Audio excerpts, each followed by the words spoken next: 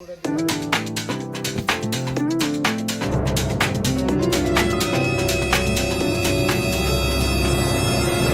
Guys, ಇವಾಗ ನಾವಿದ್ದೀವಿ ರಾಮದೇವ್ರ ಬೆಟ್ಟದಲ್ಲಿ. ಏನು ಇಟ್ಕೊತು ಅದಕ್ಕೆ ಹೊರಗೆ ಕಮ್ಮಿ ಮಾಡೋ ಅನ್ನೋದು ಬರೀ ಇಂಥದ್ದೇ ಸುಸ್ತೋಯ್ತು.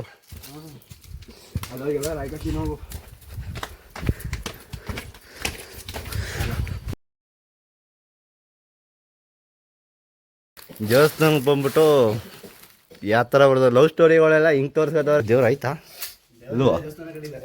ಯಾರಿಗೂ ಗೊತ್ತು, ಏನೋ ಕಾಣಿಸ್ತಲ್ಲ. ಆಂಜನೇಯ ಐತೆ ನಮ್ಮ ಬಾಸು.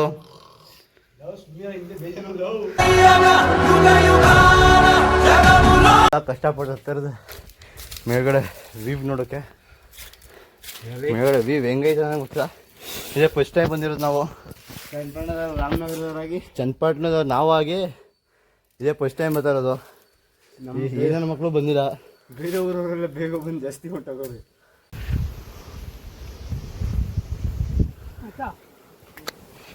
ವೆದರ್ ಹೆಂಗೈತೆ ನೋಡ್ಗುರು. ಅದು ಯಾವುದೋ ಬಂಡೆ ತ ಕರ್ಕೊಂಡ್ ಹೋಯ್ತು, ಈ ಬಂಡೆ ತ ಕರ್ಕೊಂಡ್ಬಂದಾನೆ. ಹತ್ರ ಮೇಲೆ ಕತ್ತಕ್ಕಾಗಲ್ಲ ಕಣ್ಬಿಡು. ನಾವು ಹೊಸ್ದಾಗಿ ಕಂಡು ಏನದು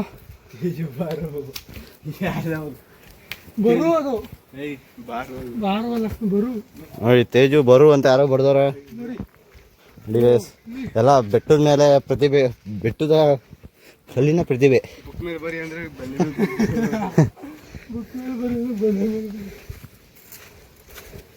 ಇವನಂತ ಪ್ರೇಮಿಗಳು, ಪ್ರೇಮಿಗಳು, ಹುಚ್ಚ ಪ್ರೇಮಿಗಳು.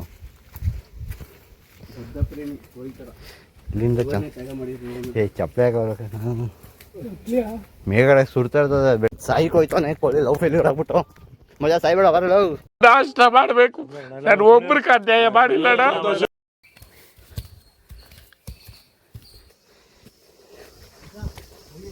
ಮದುವೆ ಮಾಡೋದು ಕಷ್ಟ, ಮಕ್ಕಳು ಮಾಡಿ. ಅದೇ ರಾಮನಗರ ಈ ಕಡೆಯಿಂದ ನೋಡ್ರೆ ಎಲ್ಲ ಮತ್ತೆ ಬಿಡ್ದಿ. ಇಲ್ಲಿ